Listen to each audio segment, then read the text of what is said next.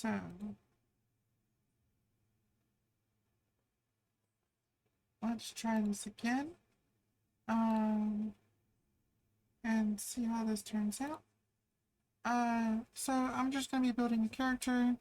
We're gonna go with Inya, Frostbringer, she, her, 10th level. And we're gonna be experiencing stuff with Daggerheart. This is a new system that I'm playing around with. It is from Critical Role, so that's quite interesting. But we're gonna go ahead and just build a character out of this and kind of see, like how we want to do this. It's just a generic build of characters and be able to put something together for 10 levels. So let's go ahead and begin. We have Bard, Druid, Guardian, Ranger, Rogue, a Seraph, a Sorcerer, and a Warrior, and a Wizard. So I have several different options here. I haven't really played around with the Sorcerers yet. The my last character that I'm currently playing in my campaign is a Guardian. And I think I want to try something different. So I think I'm going to try the Sorcerer out. And as you can see, domains Arcane and Midnight. Evasion starting at 10, that's nice. It's starting at 0.6, that's okay. You can sense the presence of magical people and objects within close range. Went too far. Let's see, you can make a spellcast roll. Zenic success, you create a minor visual illusion no larger than yourself within close range. This illusion is convincing to anyone at close range or further. Okay. Let's see. You channel raw power. Once per long rest, you can replace a domain card from your loadout into your vault. Ooh. And choose to either gain hope equal to your level of the card. That's nice. Enhance a spell that deals damage, gaining a bonus to your damage roll equal to twice your level of the card. Okay. It's actually pretty benefit. Pretty good benefit there. Let's see. As a sorcerer, you choose between subclasses. So we got the Elemental Origin. So Elemental Origin, if you want, is general magic to take the shape of a particular element. Okay. That might be interesting. I think the Primal Origin, though, here, play the Primal Origin if you want to extend your versatility of your spells in a powerful way is pretty good. And then you got your background questions, which we're just kind of briefly going over because we're going to have to go through all of that anyway. Foundation are basically an element. So let's see. They're an elementalist. Choose one of the following elements as a character: air, earth, fire, lightning, and water. You can shift the element into harmless effect, additionally spending a hope, and describe how you control this element. Helps in an action roll you're about to make. Ooh.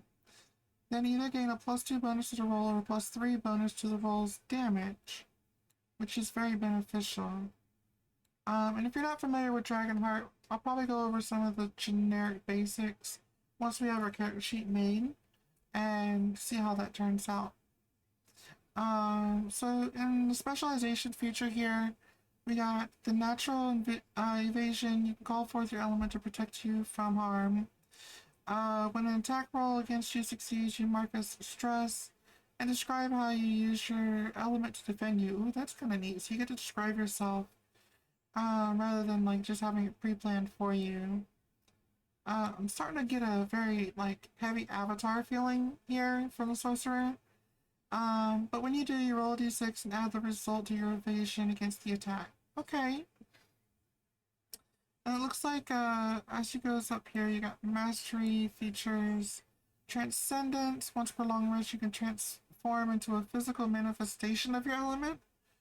When you do, describe your transformation and choose 2 of the following benefits to gain until your short rest.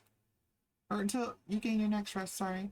And then you get a +4 bonus to your severe threshold or +1 bonus to character traits of your choice, +1 bonus to your proficiency, which is great because that's going to give you damage, +2 bonus to your evasion. That's going to give you some higher chance to dodge. So totally feeling Avatar feeling out of this. Your foundation feature, manipulating magic. Your primal origin allows you to modify the essence of your magic itself. After you cast a spell or make an attack using a weapon that deals magic damage, you mark a stress to do one of the following effects. Extend the spell or attack reach by 1 range. That's nice. There's several different ranges. From very close, or sorry, close, melee close or something, I think it is. Very close, far, and then very far. So you get to change one of those categories, and it just changes the range. I know melee close is 5 feet, and then very close is within 10 feet, and then like far is within like I think 60, and then very far is I think it said 120 on there. I don't know 100%.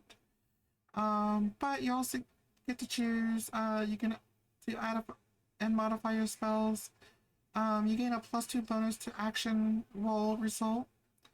You double a damage die of your choice. You hit an additional target within a range. And of course, you got Enchanted Aid with specialization features. You can enhance the magic of others with your essence. When you help an ally with a spellcast roll, you can roll a d8 as your advantage die once per long rest. After, as an ally made a spellcasting roll with your help, you can swap the result of the duality die, which are 2d12s. So you have a hope and a fear die, so that is kind of interesting how that works back and forth. The fear gives the DM a benefit, the hope gives a benefit to the player and gives you a hope point when you're rolling for those.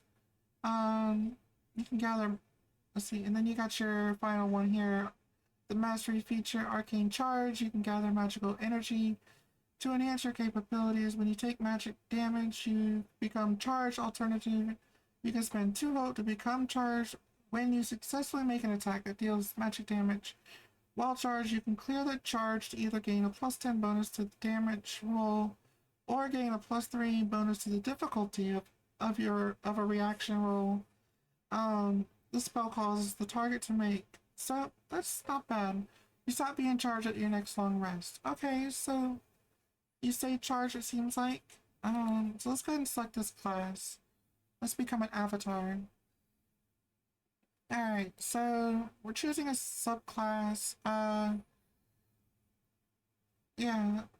So which class? Do we want to be Elemental Origin? Which they give you these little pretty cards, which are kind of nice for building your character. I really like how that turns out. Alright, so Elemental Origin, what do we got here? As an elementalist, you choose one of the following elements at your character's creation. You can shape this element into a harmless effect. Additionally, spend a hope and describe how you control over this element. Helps an action roll, and you're about to make either gains a +2 bonus to the roll or a +3 bonus to the roll's damage. So we have to choose between that one or the Primal Origin, which we had just gone over both of those. I think we're gonna roll with the Primal Origin because the first one just feels like we're going straight towards the Avatar, and I want to like different from Avatar and see if we can apply something else.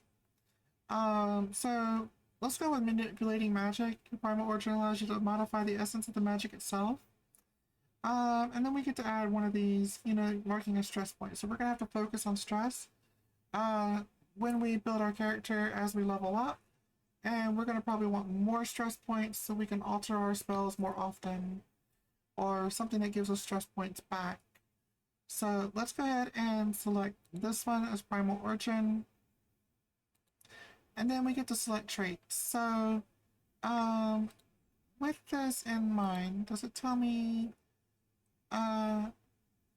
let's see, does it tell me which is my primary? Um, so let's go up here, show more. Uh, it seems like they don't really have a primary, um, for how they do stuff on here. I'm assuming knowledge would be it, but being a sorcerer could be instinct, but we can always change it if we have to. I feel like instinct or presence. Probably presence. Um, it'd be nice if I had more information on which one really, like, breaks down per class. But I'm going to assume presence since usually sorcerers are related to presence. So we're going to go ahead and add for our presence. And then, just in case, we'll go ahead and add knowledge and instinct as our primary. And then we're going to go ahead and give ourselves a good agility so that way we can, like, kind of balance out the character, you know. I think that will work out a little bit better. And then we move on to the next section by choosing our weapons. I haven't seen anything in here about limiting your weapons. It just depends on what your scores are. But I feel that we need to focus on some type of weapon, like, that's gonna, like, signify for what we're doing as a sorcerer. And I see hand ruins are pretty nice with 10 damage. That's pretty strong. It just feels like we be able to cast spells and, you know, actually have the, you know, ruins of spells being formed around your hand. That's kind of interesting how that's set up. Did not know we have wheelchair access in here. That's nice. I feel like a quarterstaff just, you know, we're a sorcerer. We could have a staff. Not necessarily needed, but let's go ahead and add a wand, and that's going to give us, it's only a d6 plus 1, but we do have a far range on that one, so that's beneficial in targeting long ways if we run out of spells, or however, the, you know, like if we run out of hope or stress points. Then we'll go to armor. It does give us a suggestion down here, so looks like Gamson armor. Pretty neat little design there. It gives us a threshold of 511. It's not really that high. And a +1 to evasion, so we'll go ahead and take their suggested.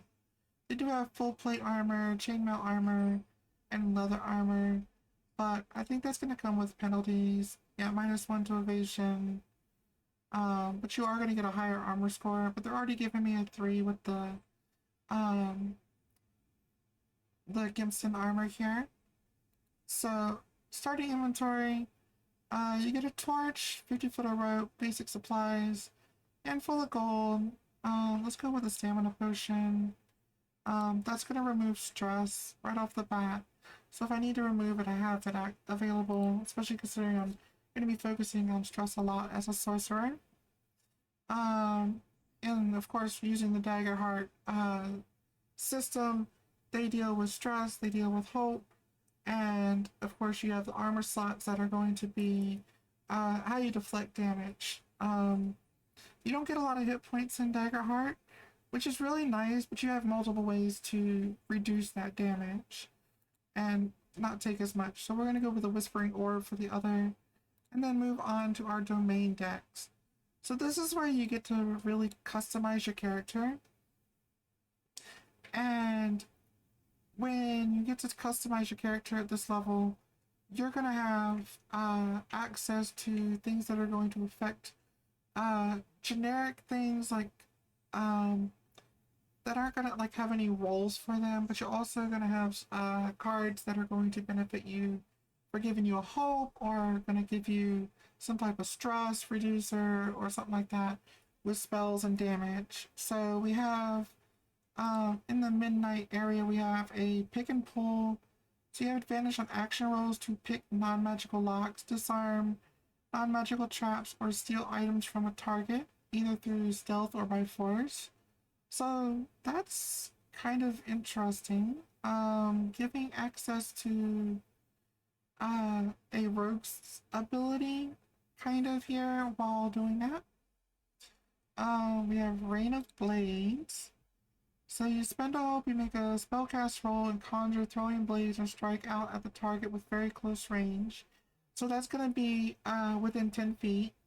Targets you succeed against take d8 plus 2 magic damage using your proficiency. So that's going to increase as your proficiency increases.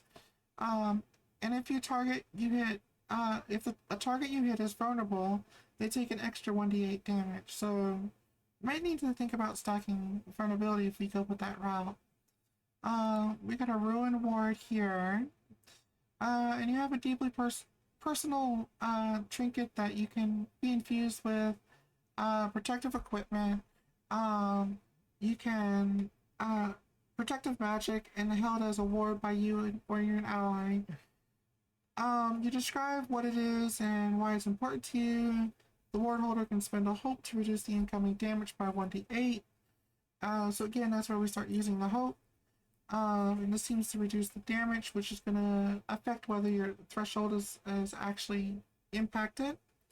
If the ward die result is an 8, the ward power ends after it reduces damage this turn. It can be recharged for free on your next turn. So that is going to be like really beneficial when you want to reduce damage coming in.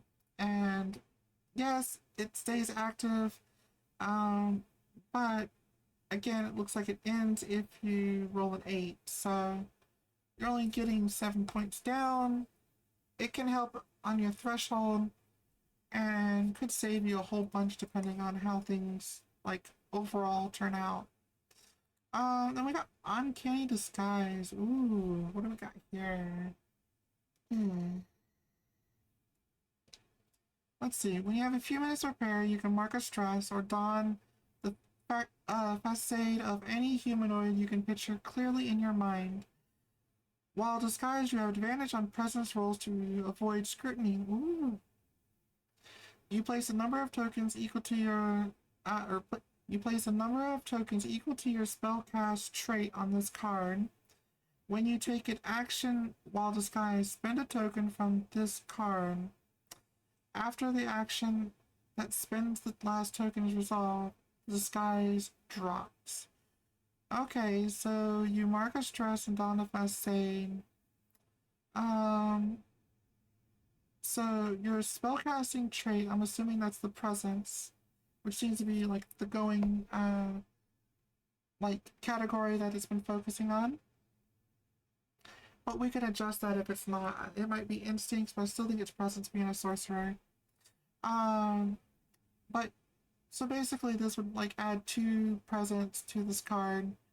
And then anytime a situation came up where the DM challenges me or I'm being scrutinized, I basically while you take an action while disguised.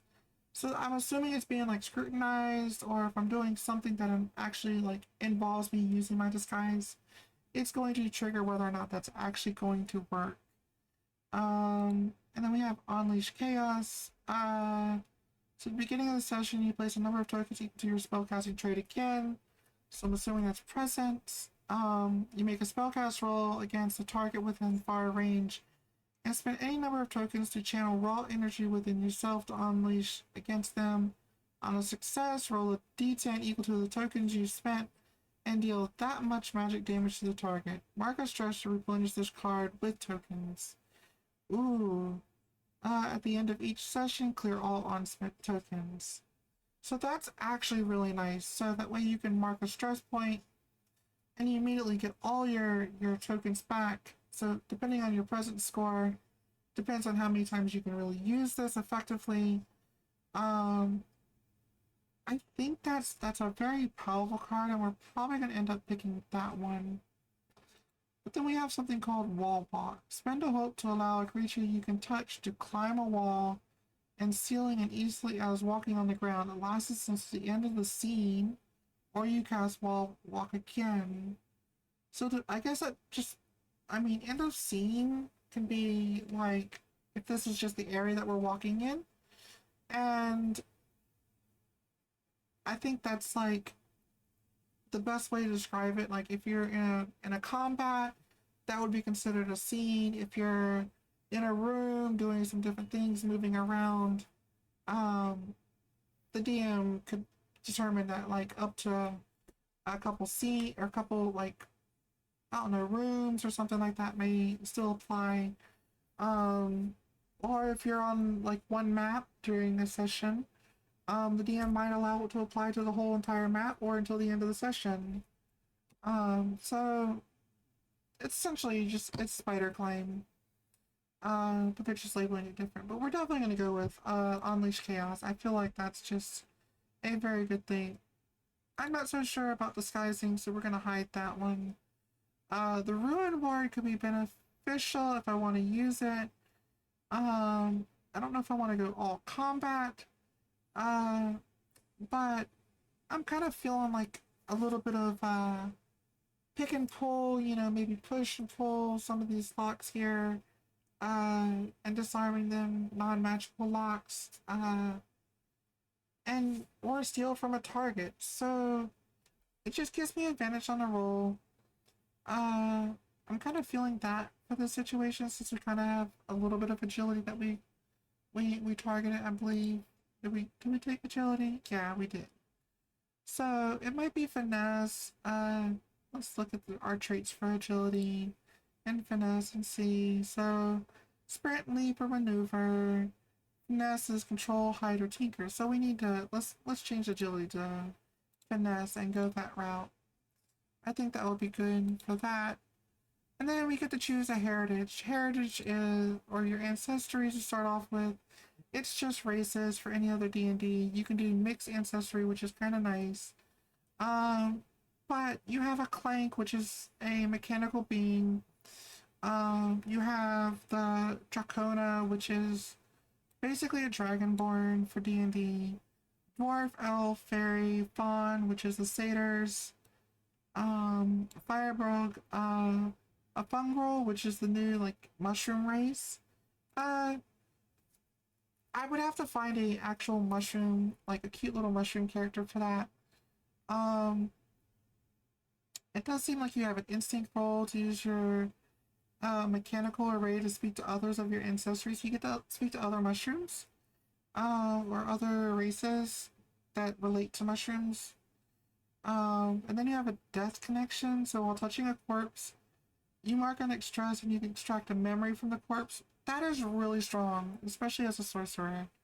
So we're probably gonna have to find a really cute mushroom character for this. And I think I have a few ideas for that. But we'll go with mushrooms. But you do have a Galapa, which is turtle race. But they changed the name because it's a tortoise. You have a giant, which they don't really specify. It's just giant in general. Goblin, halfling, human, infernus, which is essentially your tieflings. Katari, which is essentially your tabaxi for D&D. Orcs, ribbit, so fog folk, and then Samaya, which are the anamorphic monkeys. So when you have them, they're basically just another monkey race, uh, which can be nice depending on what you're doing. I probably would see a more of a rogue scenario for this. That could be beneficial for using my spell, considering it gives me agility for balance and climbing, and oh, it gives me a +1 bonus to evasion as a character creation, and we already get a pretty good bonus. So maybe a monkey race might be actually pretty good. You know what? Let's switch that up. Let's go ahead and go with the monkey. We're gonna be able to do some basic climbing and go ahead and get that evasion up a little bit higher. Well, we get to choose a community. Community is just, uh, like, basically going backwards, into D&D 5e that I play on a regular basis. Daggerheart, it's just backgrounds. That's all it is. You get to have a few little things. They don't really do much. They do give you some different little features like waterborne, um, record three sayings of value, and then you choose when one of those basically prolonged rest applies, you can roll a d20 as a hope instead of a d6. So hope is our d6 bonuses. Um, but since we're going the monkey race, I don't know if Seaborn would really be beneficial. I mean, I could see monkeys climbing around on ships, maybe. Um, but living on water for a monkey just doesn't really feel appropriate in this situation. Um, so being a Slyborn, you have roles to negotiate with criminals, detect lies, find a safe place to hide. That could be okay. Loreborn, let's see, you're well read, you have advantage on roles that involve history, culture, politics, or prominent. I'm not a wizard, so I don't think that's gonna be the best place to go for that. Highborn, that's just nobility. You basically have privileges. You roll advantage rolls, you can consort, negotiate prices, leverages. It's okay.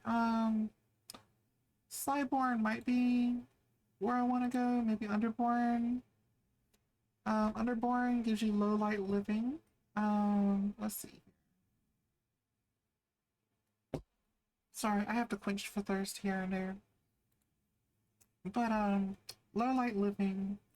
When you're in an area with low light or like heavy shadow, you have advantage on rolls to hide, investigate, or perceive details within the area. So this one, find a safe place to hide, but you're negotiating with criminals, and detecting lies. Underborn, kind of gives you like when you area low light or heavy shadow, you have advantage on the rolls to hide. Investigate or even perceive details within the area. I just feel like that's where we're going because Wonderborn.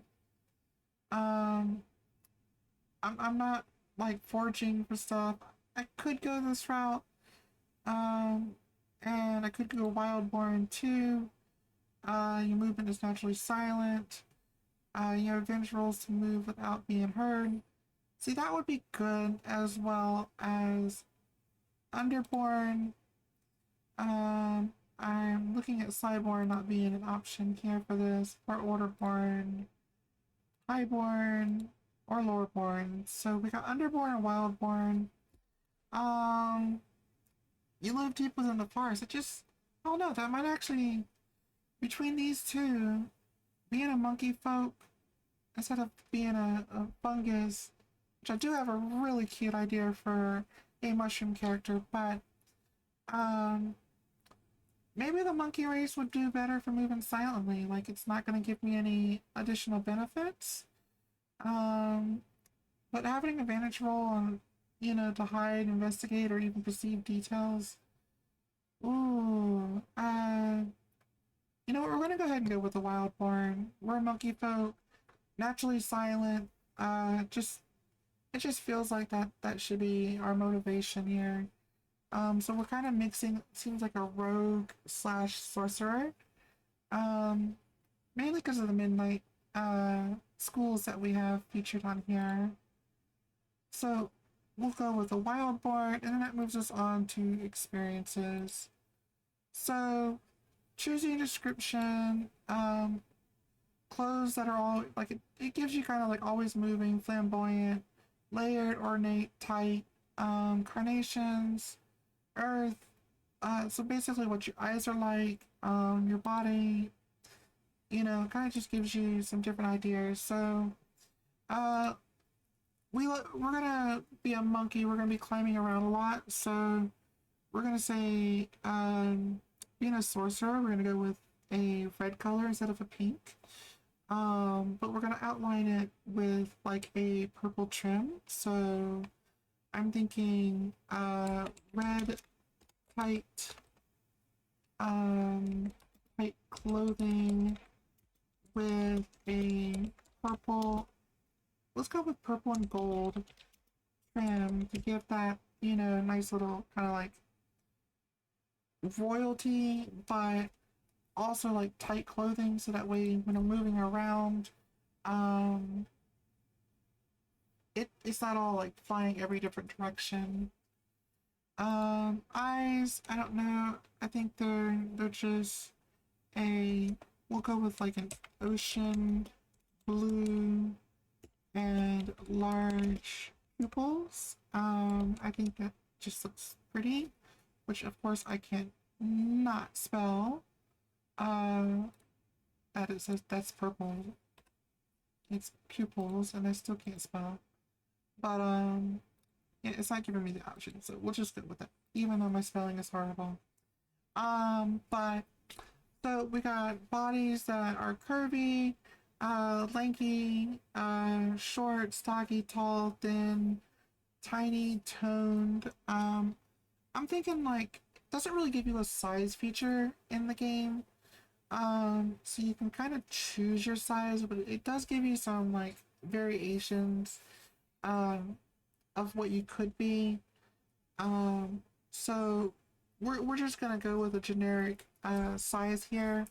So I'm thinking being a monkey, being a humanoid, that maybe um we can go with being about maybe 3 foot 7 and 3 foot 7 inches, and we'll go with a long skinny body, and so it says the color of, but then it just goes ashes, clovers, falling snow, sand. So I feel like this doesn't really give me much information here. Because it doesn't tell me what the color of what is. A body that 3.5 times the color of. So I think maybe we're talking about the body. So we're we're a monkey folk here, so I'm thinking like a cute little like white like not an albino but like a white bird, um like white bird with, most of the monkeys I'm familiar with have black stripes, or black coating mixed in with their white. So I want to change that up a little bit. So let's go with white fur, with pink uh, scattered patches, and that's gonna basically give a full white feature on their body, and then like give them some pink scattered patches to kind of like go in between there. Um, the attitude, I like mischief, and I think, you know, because like we're already focusing a little bit about picking locks, mischief, and uh, probably more like um, kind but unknowingly deceiving. Um, Mainly because like kind, you know, you bring the presence of being friendly, but sometimes might deceive you a little bit without really knowing that they're actually doing it. Um, and then of course this is kind of a hard question because um, you're going through your generic background, and it's going to give you questions based on your heritage that you chose. what your backgrounds are, and these are the ones that are chosen for heritage. So, what did you do that made the people in your community wary of you? Um, well, I, let's see, happened to, deceive people without realizing that I was doing so, and they don't trust me. What mentor taught you to control your untamed magic, and why are they no longer able to guide you? Ooh, let's see. So I had a mentor that taught me to control my untamed magic, but why are they no longer able to guide me? I probably stole something from them.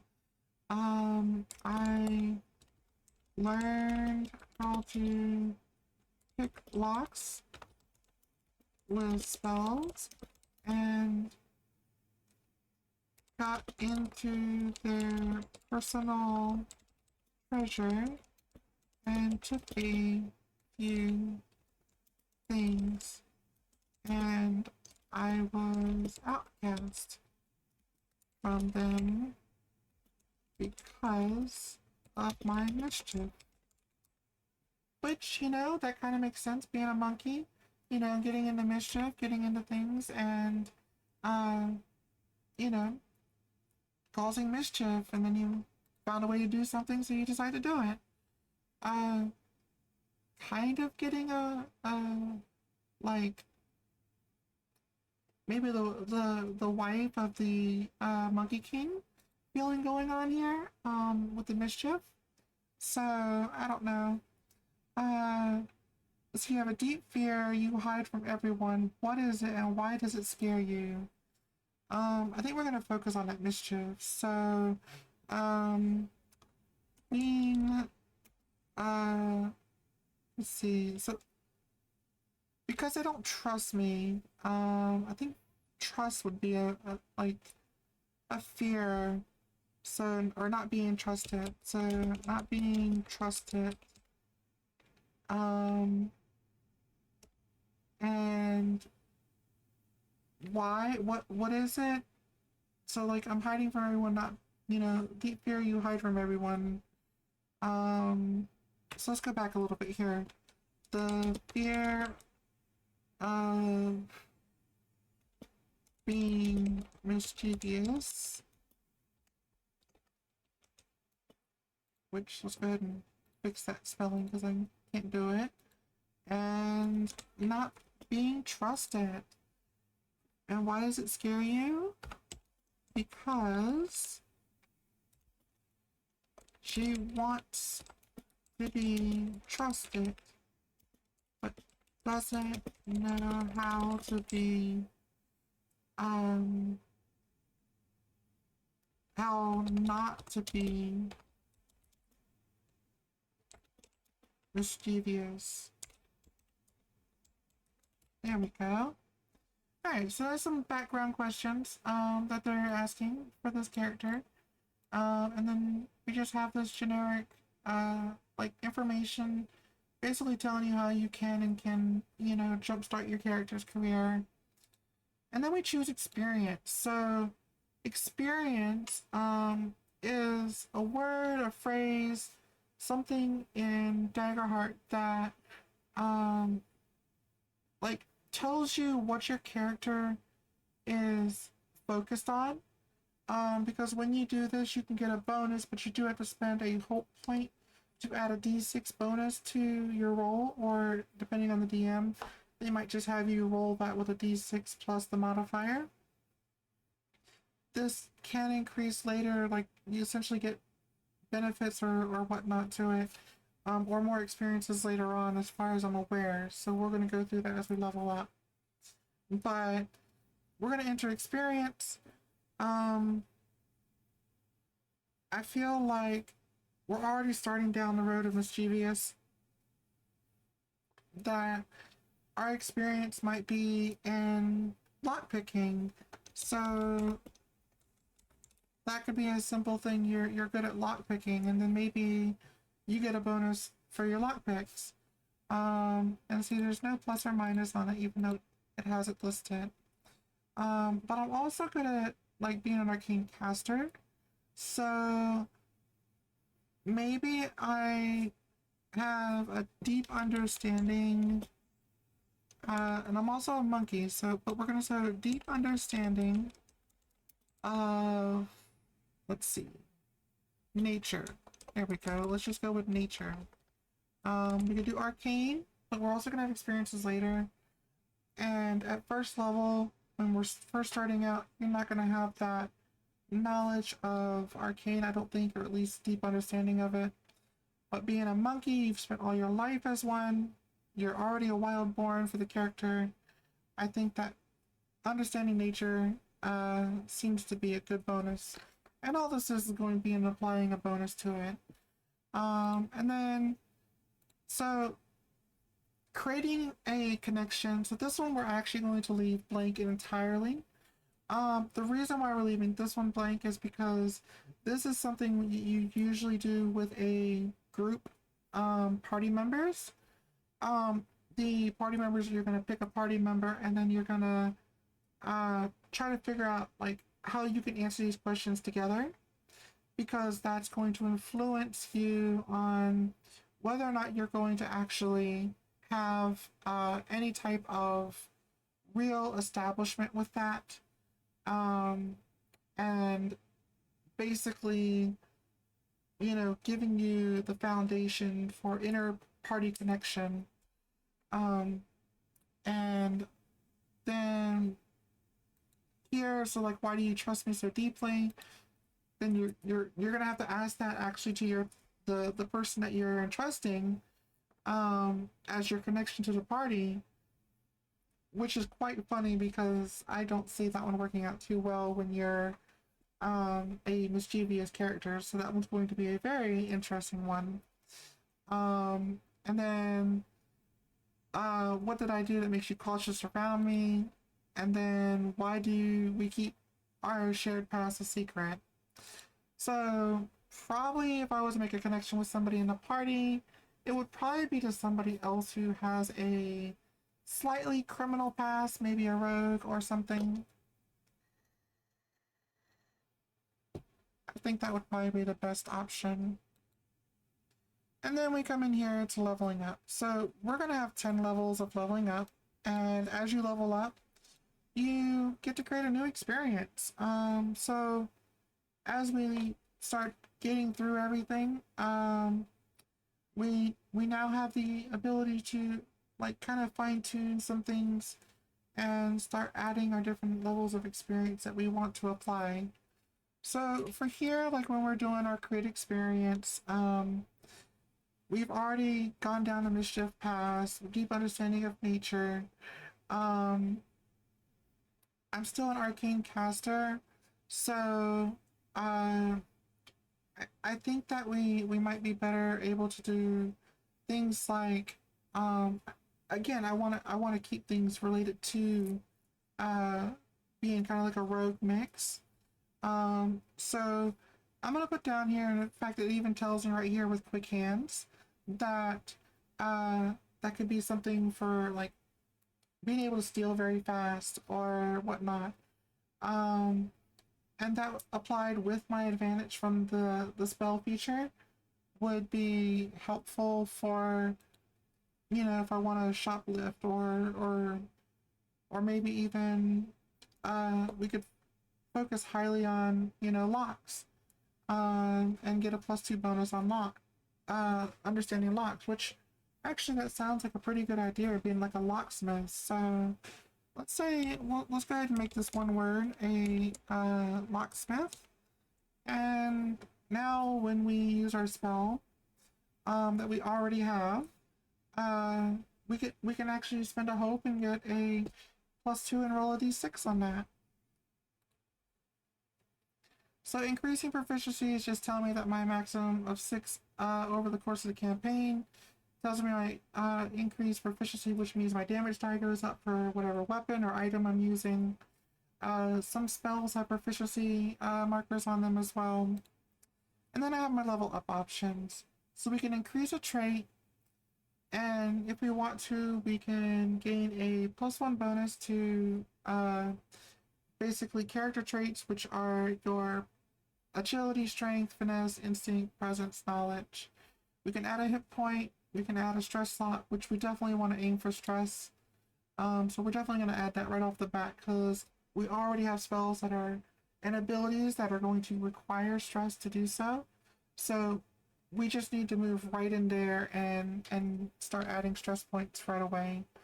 I don't know if we can add it again. We can add it twice. Of course, we have experiences, so you can also get a plus bonus to 2 experiences. While that is nice, and give you a more focus, at second level, I think stress is probably the most important. And then, of course, you get another domain card, and you can also increase evasion. But now we're on to being able to select our actual spells or new cards that we're getting from their domain decks to gain at second level, and we're going to get that every single level, being able to choose a new type of card. So I'm only going to go over the cards that are of second level because we already have information that I had went over before on the cards of lower level when we were first picking them. So we got Cinder Grass, which is you make a spellcast roll against the target within melee range. On a success, the target instantly bursts into flames, taking 1d20 plus 3 magic damage and is temporarily lit on fire. When a creature acts while on fire, they must take an extra 2d6 magic damage if they are still on fire at the end of their action. So 1d20 plus 3. So right off the bat, we're throwing out massive damage. It doesn't seem to get any higher, but you're always going to hit that first mark for doing minor damage. And with hit points and stuff, the way it works, you're going to have the first effect to take 1 hit point of damage, up to 2 depending on what your moderate damage is, before your stress marker, or not your stress marker, but your hit point marker applies the next category up. Or after the end of every turn of their action, they're going to automatically take minor damage. Sorry, my nose is itching. Oh my god. Anyway, and then we have a floating eye. Oof, my nose it just won't stop itching. Alright, so you spend a hope, you create a single small floating orb that you can move anywhere within a very far range. So again, I think that is around 120 feet. While this spell is active, you can see through the orb as though you're looking out from the position. You can transition between your own senses and seeing through the orb freely. If the orb takes damage or moves out of range, the spell ends. So I feel like this is just a generic, hey, I want to look around stuff and I want to see through the orb as I'm looking from that position. It seems to last eternally until it's out of range. So if you cast it once, you probably have this all day long. So what else we got? We got Midnight Spirit. So you spend a hope to summon a humanoid-sized spirit that can move or carry things for you until the next rest. You can also send it to an attack an adversary. When you do, you make a spellcast roll against a target from very far range. On a success, the spirit moves into melee range with that target. Roll number of d6 equals to your spellcast trait and deal that much magic damage to the target. The spirit then dissipates. You can only have 1 spirit at a time. That's fair, I mean, but it's not a lot of damage still. Definitely I need to bring the presence up in order to get more dice to put in there, and also for the other spell. Shadowbind. Make a spellcast roll against all adversaries within very close range, so within 10 feet. Targets you succeed against are temporarily restrained as their shadow binds them in place. See, now that is really nice to have. So we're going to be able to pick only one card for this. And while Midnight Spirit is nice, I'm feeling like the Cinder Grass is really powerful. And also the Shadowbind. Being that I'm doing a lot of stuff with like rogue and whatnot, restraining a target, um, I feel like that is probably the best choice. And it also gives me some combat, motivation here for the battlefield. So that seems to take up level 1 through 2 there. And we're moving on to level 3, so we get more level up options. Now this is where we're back to gaining experiences, gaining hit points, character traits, which we're gonna want to focus on character traits here because we're now at level 3. We want to get those up, and you're gonna get 2 points for every character trait, which is a huge bonus. And the thing is, you cannot stack them, which hurts a little bit, but we're gonna clean out that a little bit. And then for the next one, again, same level, you cannot stack. So we're actually gonna go ahead and remove that, and we're gonna choose a different thing. So I think with that, evasion seems like a really strong motivation.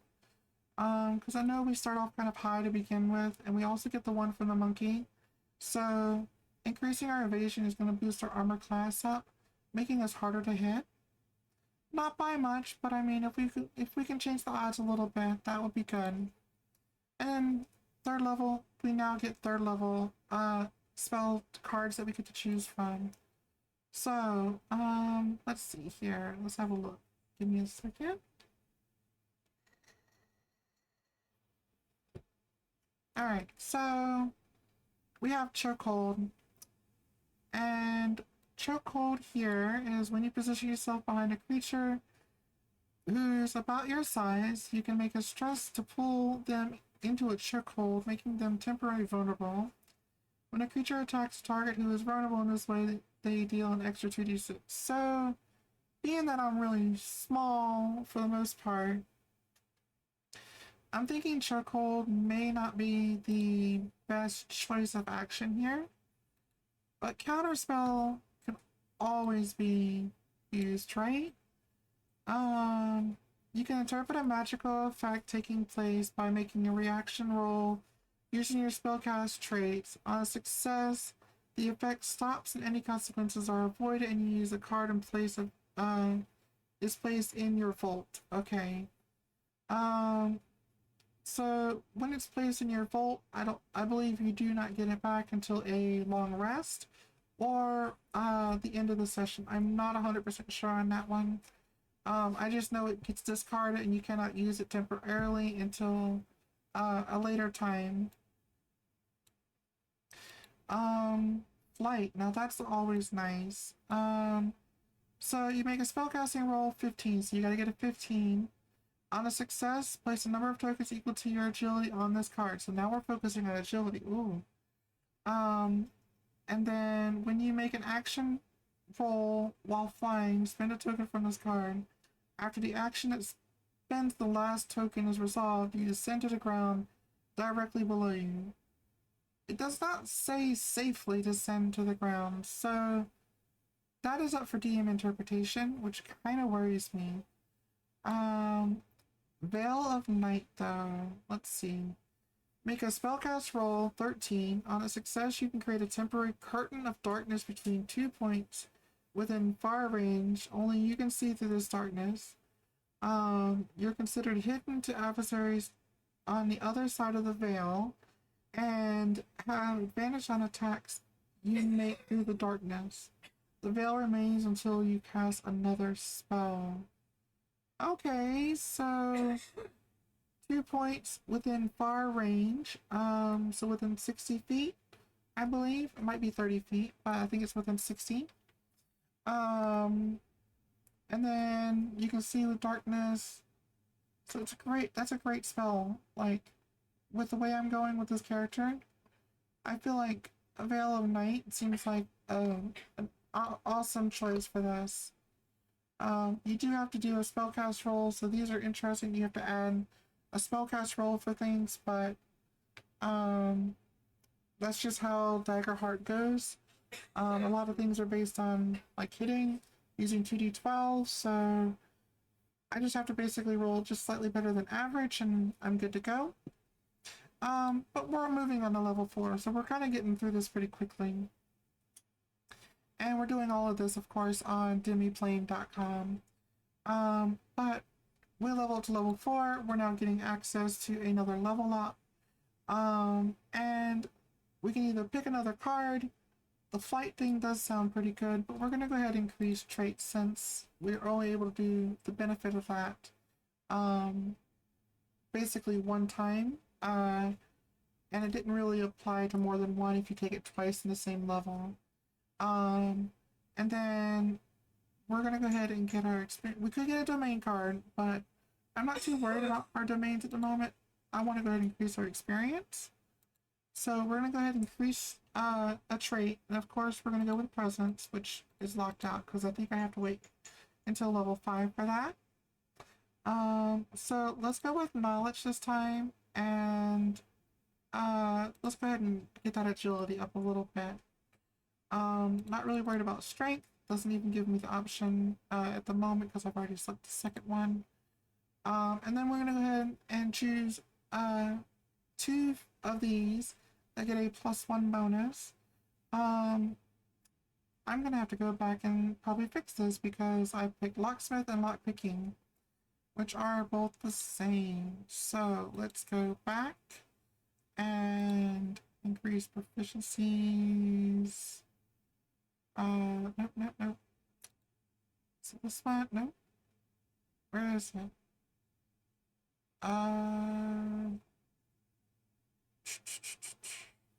Level up options? Is that it?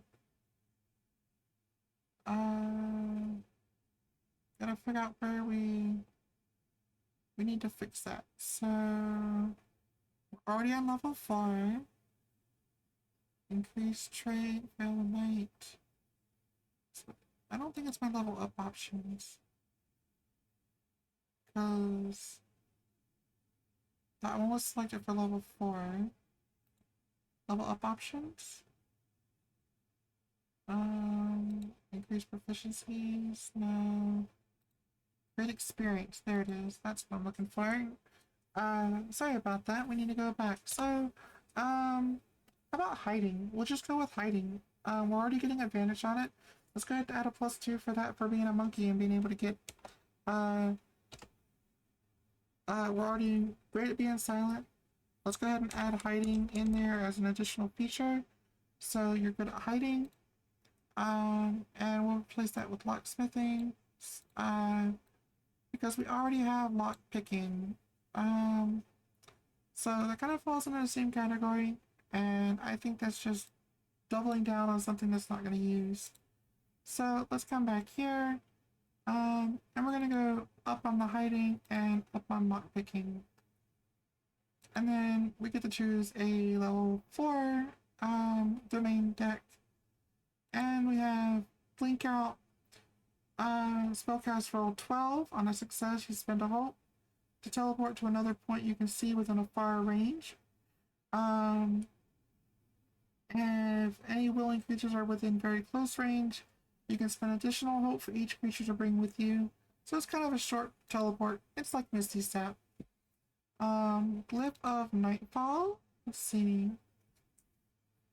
You make a spellcast roll against the target within a very close range. Again, that is 10 feet.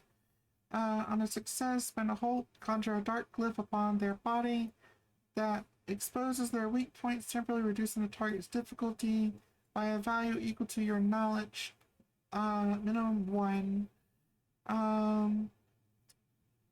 Target's difficulty. So I'm not exactly sure how that works. Or if it's literally like their difficulty as in a, how powerful their quote unquote CR would be, but um, I'd have to look that up to find out more knowledge about that. But I still don't feel like that's gonna really benefit me in the long run. Um, but let's see, make a spellcast roll against all targets with preservation blast within a melee range. So we're in five. Yeah, we're within 5 feet. Targets you succeed against are forced back to far range. So you're pushing them back like 30 to 60 feet, and they take a D8 plus 3 magic damage using your spellcasting trait. By the time we're at this level, that's only going to be minor damage, so they're literally going to take 1 point. This is just a get out of my way card. And then we got stealth expertise. When you roll with fear while attempting to move unnoticed through a dangerous area, you can mark a stress to roll with hope instead. If an ally within close range is also attempting to move unnoticed and roll with fear, you can mark a stress to change their result to a roll with hope. So you're you're taking a stress point. So you're taking a stress point to change their result to hope. They have to be within a close range, so they have to be within like 10 feet. So, you can mark a stress to roll with hope instead. So what you're doing here is, with fear, you're giving the DM a benefit because something might, trigger.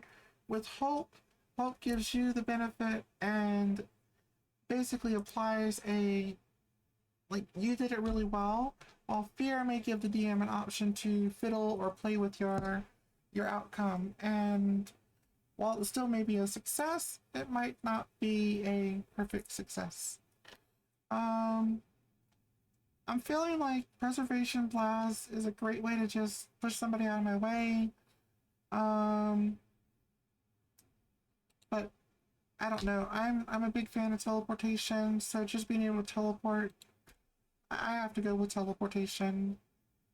And then we move on to level 5. Level 5 is going to be like the next bonus level. It's kind of like the next tier. Because they measure things in tier in here. So this is like when you start breaking into the next tier. You also start being able to change things up, start accessing things more. And I think by level 5, for creating experience, I think a deep understanding of arcane arts it is efficient right now, because like we're at that level where we're starting to deal with arcane. We got spells under our belt, and we're at the point where we might actually know a lot more about arcane. So getting a +2 bonus, now we're starting to really understand the arcane world. I'm gonna sip a drink here.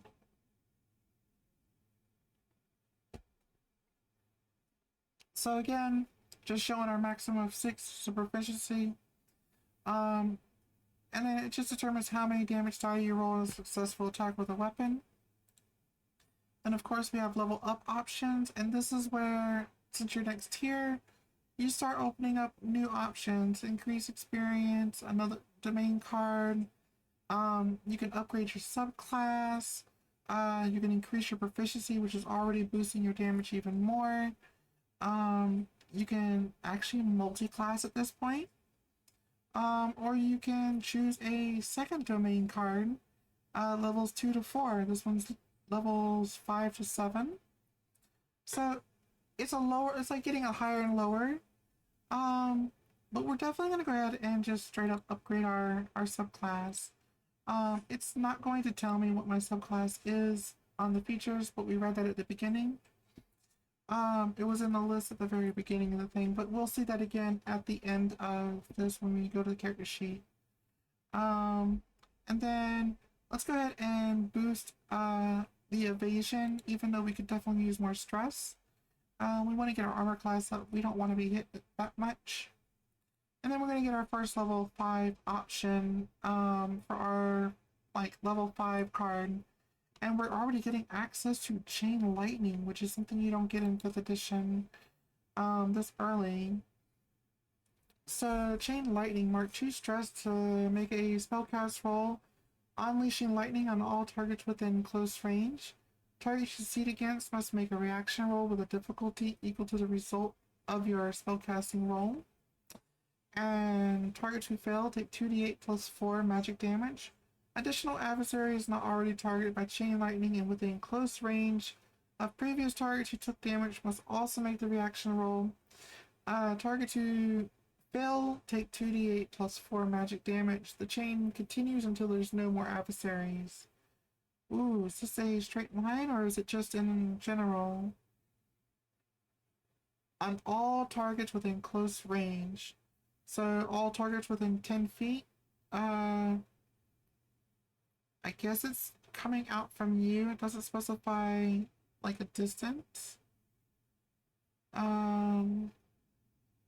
So I guess everybody within 5 feet of you. It's kind of like a lightning bolt around you, like a charge effect. Yeah, so basically you're just pulling a flash scenario and you're just lightning bolting, pulsating from your body. Hush, let's see. Hush is, what do we got? Make a spellcast roll against a target within close range. On a success, spend a hope to conjure suppressive magic around the target that encompasses everything within very close range of them and follows them as they move. The target and anything within the area is silenced until the GM spends a fear on their turn to clear this condition. You cast Hush again, or you take major damage. Wow. While silent, they can't make noise and can't cast spells. So,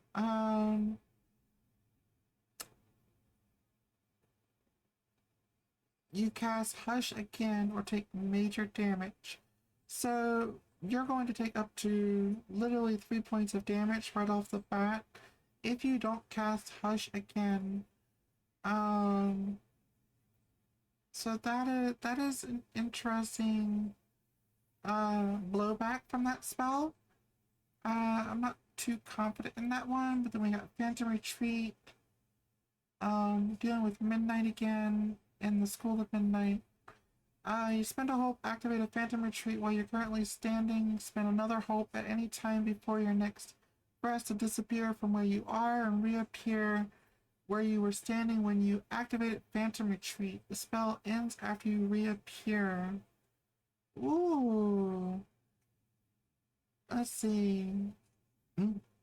So, this one could be activated even back in a town, and you spend another hope at any time before your next rest. So, front of a cave, something like that, and then you're teleported right back to the front of the cave. So, it's a recall button, essentially. That's kind of interesting how they do that. Premonition. You can cast channel arcane energy to have visions of the future. Once per long rest, immediately after GM conveys the consequences of a roll you made, you can rescind the move and consequences like they never happened and make another move instead. So that is good. I am liking the Hush ability, even though there's a blowback. Chain Lightning just doesn't, I don't know, I don't feel like being in melee combat, so a close range is not going to be all that great. I'm going to pull up Daggerheart ranges. Here, let's do Daggerheart combat ranges. Let's see what comes up. Let's see, melee distance, very close is 5 to 10 feet, close is around 10 to 30, far is 30 to 100, very far as 100 to 300, so that's a big difference. Yeah. All right. So that changes up things a little bit, but not drastically. I just wanted to bring that up because, we're talking about it and I wanted to make sure that um I'm giving you the right information and I wasn't. So um that's good to have. The Phantom Retreat is not that appealing. Premonition, it's okay, but I'm thinking about dealing with Hush, even though it might have a blowback. Um, Anything to do with just shutting down a caster is definitely where you want to go. Also, you could shut down a guard from yelling and screaming for help, making sounds, things like that. So, um, I think that's going to be the best benefit to a party. Um, and of course, now we're back to here. We're gonna go ahead and definitely increase our stats. And then we're going to also select another stress point. We can go down here and get these other ones, but I really want to just focus on getting the stress up because we're going to be using that quite a bit later. And boost my presence, and also boost finesse again. And already moving on to 6. Alright, so telekinesis. Of course they have the monkey, go figure. Um, Make a spellcast roll against a target within fire range, so that's at 30 to 100. On success, you can use your mind to move them anywhere within fire range of the original position. You can throw and lift target as an attack by making an additional spellcast roll against the second target you're trying to attack. On a success, deal d12 plus 4 physical damage to the second target using your proficiency. Ooh, so that is really key. Um, this spell then ends. So on a success, you deal d12 plus 4 physical damage to the second target. Now your proficiency is going to amplify the number of dice that is. So being able to telekinetically throw, and if my proficiency is 3, that's going to be 3d12 plus 4. It might be plus 12. That is a very powerhouse card right there. If I want to do damage, and it's just moving targets, throwing things. Riftwalker, success, you place an arcane marker on the ground where you currently stand. Next time you successfully cast Riftwalker, rift in space opens up, providing safe passage back to the exact spot where the marking was placed. Oh. Hi. Thank you for the follow. And then, so on the ground where it currently stands, next time you successfully cast Riftwalker, a rift in space opens up, provides a safe passage back to the exact spot where the marking was placed. The rift stays open until you choose to close it, or you cast another spell. You can drop the spell at any time to cast a Riftwalker again and place a marking somewhere else new or somewhere new. That just like it's basically just another teleport spell, but better than the previous one. I'm kind of liking the telekinesis right now, being that we're focusing on a rogue-based character. And then you got Mass Disguise. Ooh, so we are already focusing on rogue, but telekinesis, I don't really have a combat spell built up for this character yet. And while it is level 6, I do have some basic stuff. Telekinesis is kind of where I'm focusing at, but like building up another character. So Mass Disguise.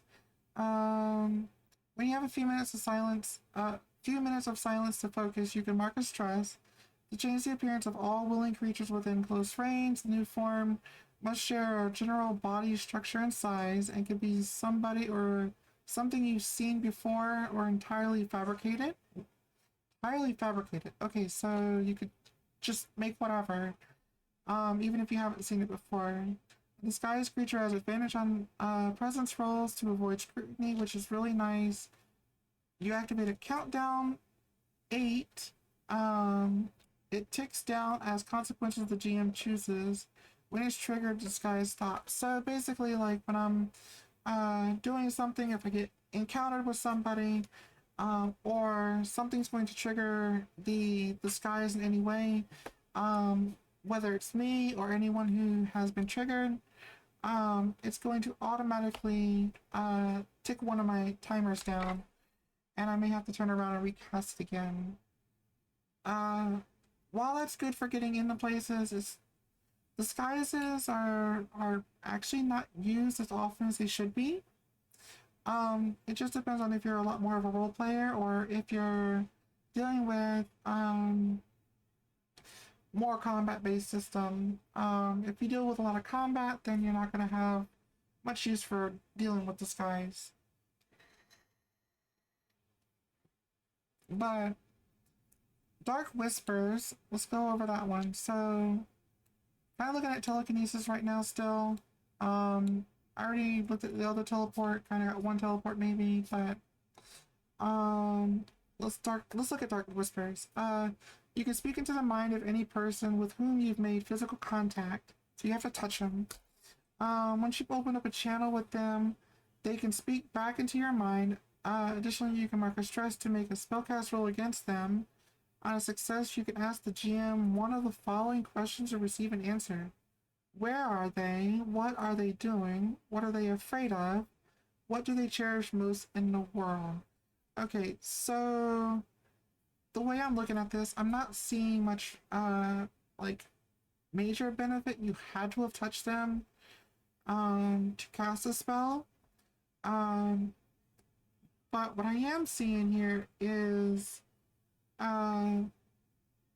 you receive an answer when you success, but it doesn't specify when you have to ask. Like, it doesn't mean right away, it doesn't mean necessarily later. So I'm thinking that depending on the situation, the DM might be a little courteous about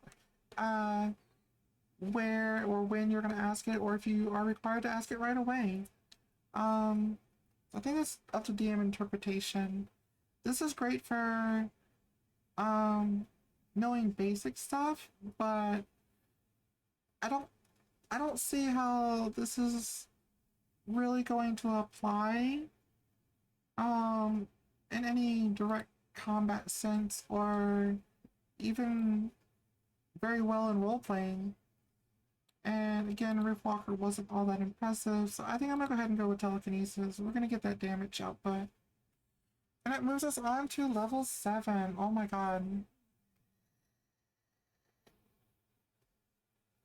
So, moving into level 7, we definitely want to increase our traits. Our traits are going to give us the best benefit, give us more token die, and I think all around just a much better opportunity for things. So anytime you can get an increased trait, definitely something you want to talk about getting. And of course, we're already going to pick stress right off the bat, because while hit points are nice and having extra hit points is always great, this character focuses a lot on stress, and I think that being a sorcerer in Daggerheart, I probably not going to be up in somebody's face and like messing with them. And only opportunity might be is if I'm like pickpocketing them or something, which I'm gonna focus more on locksmithing and the hidden arts and stuff rather than actually being a character who focuses on like taking people's money. I'd rather take it out of a chest anyway. So let's go ahead and increase the stats. And we're gonna oh, can't choose presence, so we're locked out of presence until level 10. So let's go ahead and just boost our knowledge and agility. Why not? I'm actually thinking about going back, but each one of those being higher when the DM asks for those rolls, it's gonna just overall benefit you in the long run. And I think that's really what you need to focus on when you're building a character is making sure you don't have those poor rolls coming up later on. This is a 2d12 system, so your highest roll is a 24, your lowest roll is a 2, then you add your modifiers. It's going to give you a number, and the DM is going to decide if that number is a pass or a fail. Again, if you one die is a hope die, or yeah, one die is a hope die, one die is a fear die. If you get a hope, you add a hope point to your character. If you add a fear, the DM adds a fear token to theirs. And sometimes when you get fear, things may not always go as the way you want it to. If you get a hope as your highest number for the d12s, then that is going to be your primary, and you could add the 1 point to your card, and your successful ability goes through just fine. DM usually won't mess with it after that. But let's go ahead and get into level 7 domain cards. With the Midnight School again. So we got the Midnight School Vanishing Dodge. So when attack made against you would deal physical damage, fails, you can spend a hope to envelop yourself in shadow, becoming hidden and teleporting to a point within close range of the attacker. You remain hidden until the next time you make an action roll. So anytime you do any type of action you do, any roll you make, any attack, that's going to, well, be like super helpful, because like we wouldn't want to teleport away from, you know, combat when you're casting spells. But we have some other ones to look at, so let's see what Midnight Touch is. Looks like we get 2 Arcana and 2 Midnight every level. So Midnight Touch, when 4 or more of the domain cards in your loadout are from Midnight Domain, which we already have many, gain the following benefits. Once per long rest, when you have 0 hope, and the GM would gain a fear, you can gain a hope instead. That is really good. When you make a successful attack, you can mark a stress to add the result of your fear die to your damage roll. Now, that is really powerful. And I think the second one is probably the most powerful out of it. And then that's going to, because again, we already stacked our stress in this character, that if we just, you know, focus on this, that our stress will go down, but we also have the ability to improve our damage output. And with our proficiency already being up there, we're going to be throwing out some pretty decent amount of damage. But let's not go quite with that one yet. I am looking at these two, Vanishing Dodge and Midnight Touch, do seem really powerful. But let's check out Cloaking Blast. Oh my lord. Alright, so Cloaking Blast. When you make a successful spellcast roll to cast a different spell, you can spend a hope to become cloaked. Okay, so now we're getting another cloaked ability. While cloaked, you remain unseen if you are stationary when an adversary moves to where they would normally see you. When you move into or within an adversary's line of sight or make an attack, you are no longer cloaked. So, this is invisibility. This is literally the entire terms of basically invisibility. It's a low-level invisibility that you would get from 5e, but this is invisibility. That is all this is. It's just labeled differently, gives you a little bit of a feature, you're just spending hope to do so. And then Arcane Touch. We already have the ability, because of the school that we chose, to enhance our spells already with certain effects. So let's see what this one goes. When you have 4 more of the domain cards in your loadout are from the Arcane Domain, gain the following benefits. A +1 bonus to your spellcast rolls. Once per long rest, you can switch the result of your hope and fear dice. So again, we're literally on the same situation where this is basically identical to this one in some aspects. This well, not this one. What is it? Is it this one? Yeah, it's essentially like this one, where you can basically have zero hope. You gain a fear, or hope. You gain a hope instead of a fear, when you normally would have a fear. So I think in this situation it's just a different version. But give me a +1 on my spellcast rolls. I need 4 of the arcane school, and I don't think we have that. May have to go take a look. So let's go look at their character sheet real quick. So we're gonna pull up the character sheet, which is really nice, by the way. The Daggerheart character sheet on here looks really well done. And it is so not giving me any information on whether or not these are shadow or not. But I'm assuming these are arcane and the dark ones are shadow. Because let's see what we got. Swap. What is swap? So this is swapping. Oh, so I can swap between other abilities. Okay. So Blink Out is a arcane card. So we have Arcane, Veil of Night, that's a midnight, so that's 1 midnight, 2 midnights. Wait, hold on, that might actually be, yeah, that should be midnight. That is midnight, so we have 3 midnights, and I think this Unleash Chaos is also, nope, that's Arcane. And this should be, oh no, that's a midnight, so we do have 4 midnight cards. So with the fact that we have 4 midnight cards, the 4 midnight cards on the creation is going to be the best choice for this one. So we're going to come back here and we're going to go back to our level up. And we're going to go ahead and go back to our domain select. And I really think that since we have 4 cards, and I'm assuming that this one counts as one of those 4 cards, but since we're really heavy on our midnight domain or school, how they use it here, we're gonna go ahead and take the midnight touch one.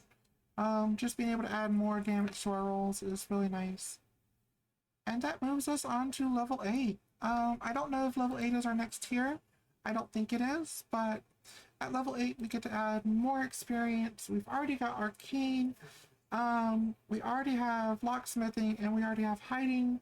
So depending on what we want to do here, I am honestly thinking that, like, we have the ability to climb almost naturally, so I don't think that's going to really benefit me. But since we are focusing on midnight schools, I do have to spend a hope point to apply these. So I'm thinking that maybe we should focus on midnight domain. Let's see, specialist, right? Which I can't spell. But we'll go midnight domain specialist. And then I'm even going to add spellcast on here. So I do have to spend a hope point for this, but I can essentially add a +2 to my my spellcasting roll when I'm trying to activate some of my abilities by adding it as part of my experience. Again, I'm spending a hope to do this, so it's not like I'm cheating or anything like that. Adding that part of my experience, it's what it's going to do. It's going to give me the ability to spend the hope and apply it to it, but I have to earn the hope back in other ways. So it's not something I'm going to be doing on every single cast, but there might be a situation where it's like, oh, I need to add, let me spend a hope and add that to be able to pass my proficiency test. Increase proficiency, so already my damage is going up. When we picked that telekinesis effect earlier, that's going to make this, the character at level 10 pretty powerful when it comes to damage. So we also have evasion available. We can increase traits, which looks like they've gone up again. So maybe 8th level might be our next tier. I'm not 100% sure, but it might be moving into our 3rd tier at this rate, but I don't think so. I still think level 10 is the 3rd tier. We could go 2 points in stress. But I'm thinking we should probably upgrade our subclass again. And then we could also add our, let's see. We could do another +1 to experience.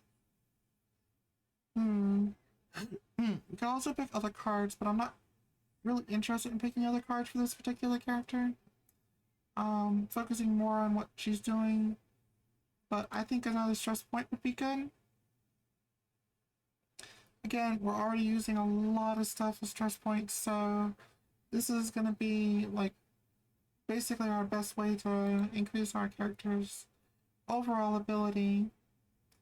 And then, now we're looking into 8th level abilities, and we got something called Spell Charge under Midnight.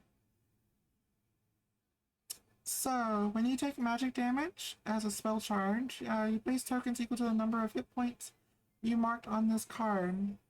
You can store a number of tokens equal to your spellcasting trait, which is 4. When you make a successful attack against a target, you can spend any number of tokens to add d6 for each token spent to your damage roll.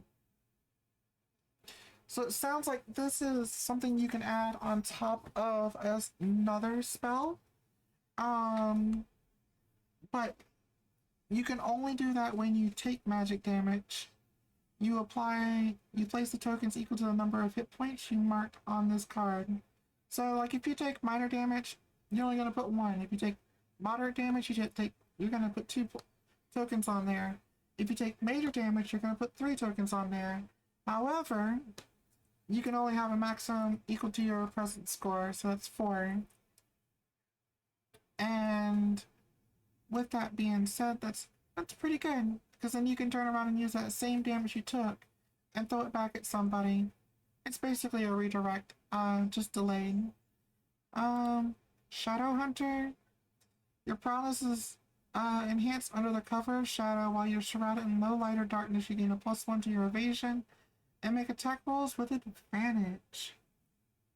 So we're already in that route. We have tons of stuff towards darkness and shadows and hiding and agility, being able to move around. So Shadow Hunter is very powerful, but so is Spell Charge. Then we got Confusing Aura, so make a spellcast roll, 14.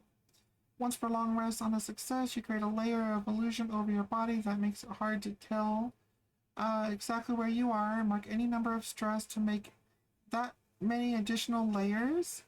When an adversary makes an attack against you, roll a d6. Roll a number of d6 equal to the number of layers currently active. If any roll of 5 or higher, one layer of the aura is destroyed and the attack fails. If all of the results are 4 or lower, you take the damage and this spell ends.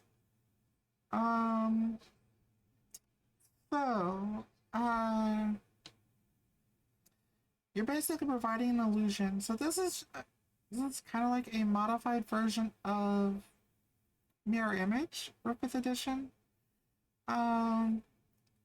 So you mark any number of stress to make an additional layer. So like you could literally just blow out all of your stress and have like insane amount of layers. But if all of the results are 4 or lower, you're just gonna have to deal with it. And so the more layers you have, the less likely you are to get hit. thing is, it doesn't say anything about concentration or anything like that in Daggerheart, so I think a lot of these can actually just be applied on top of each other. So there's a lot of stacking stuff, which is very unique. A little unbalanced in my opinion for some things, but not too terribly bad.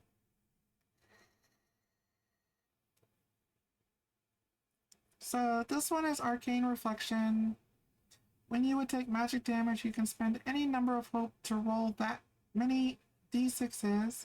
If any rolls a 6, the attack is reflected back to the caster, dealing the damage to them instead. Okay, so now that is OP. Okay, if you get hit with a 50, 60 point of damage and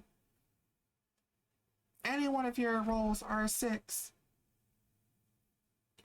they take the damage instead. I mean, it's only going to apply 3 points, and they can downgrade it with scaling armor attack, slots and things like that. But like, just in general, this is a very powerful reflection. Like, a lot of people in D&D 5e would have loved to have an ability like this because you'd be able to reflect somebody's attack back on them. So I've seen so many people request that. So I'm concerned that spell charge is powerful.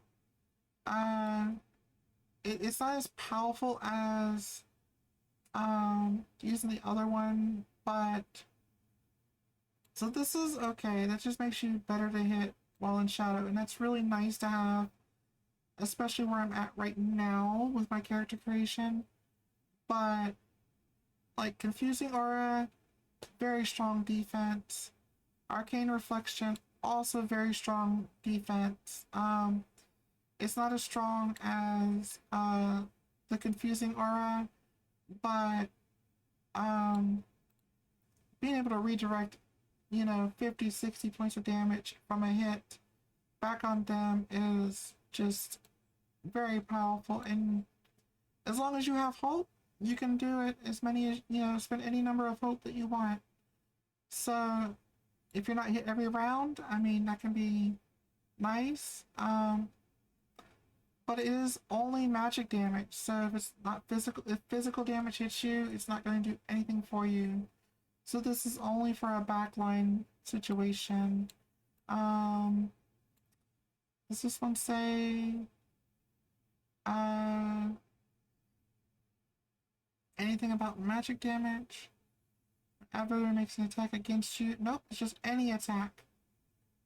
So I'm thinking that the Confusing Aura is going to be our selection for 8th level. Being a little bit more defensive, we got a powerful spell to throw out, but we also gonna have the ability to defend some of our stuff at this level. So we're not taking a lot of damage.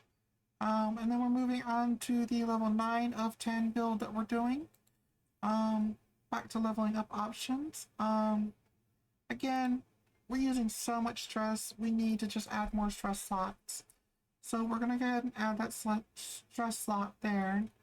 And I'm actually gonna go ahead and pick the domain card this time around instead of evasion.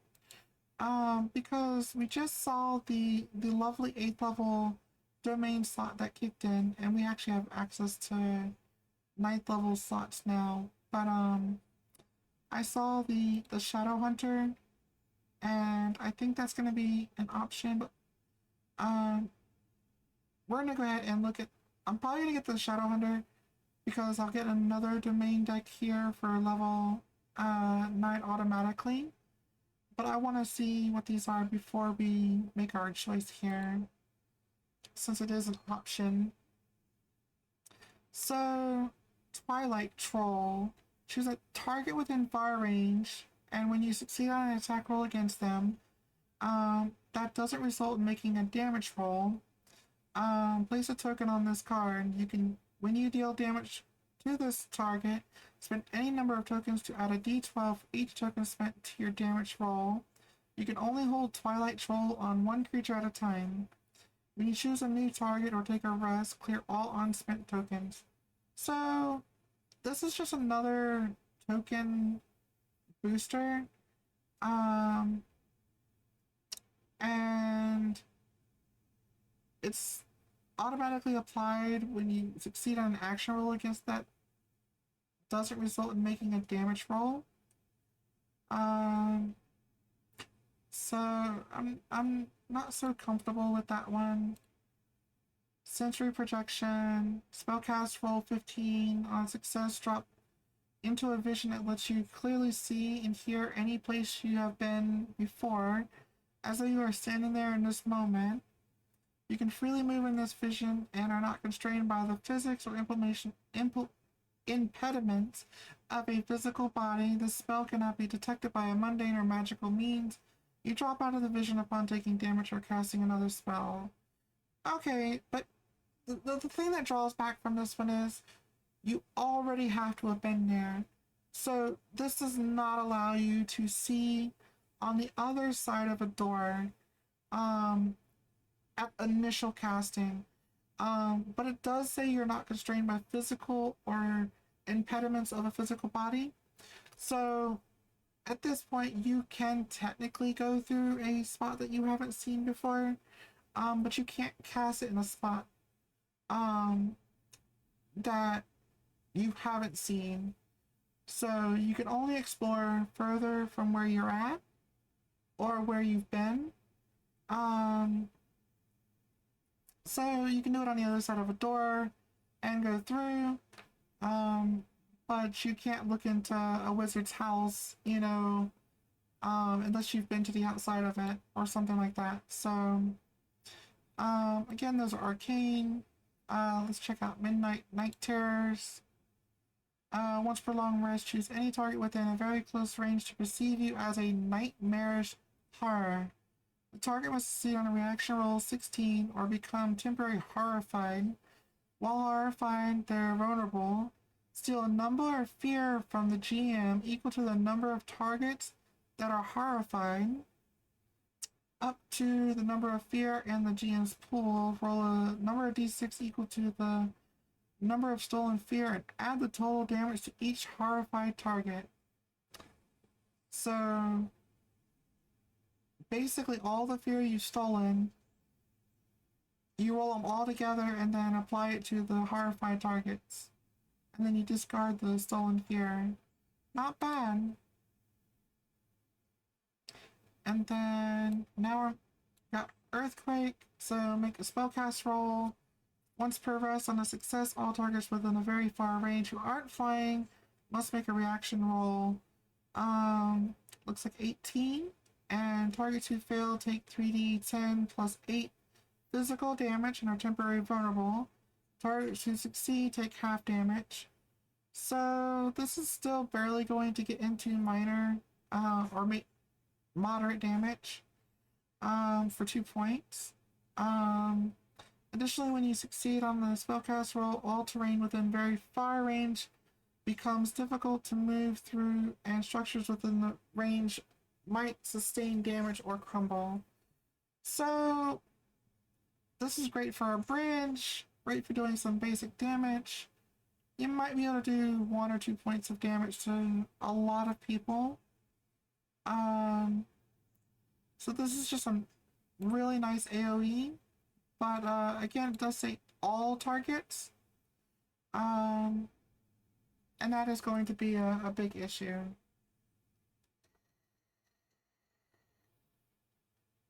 And I say that because you're dealing with your party.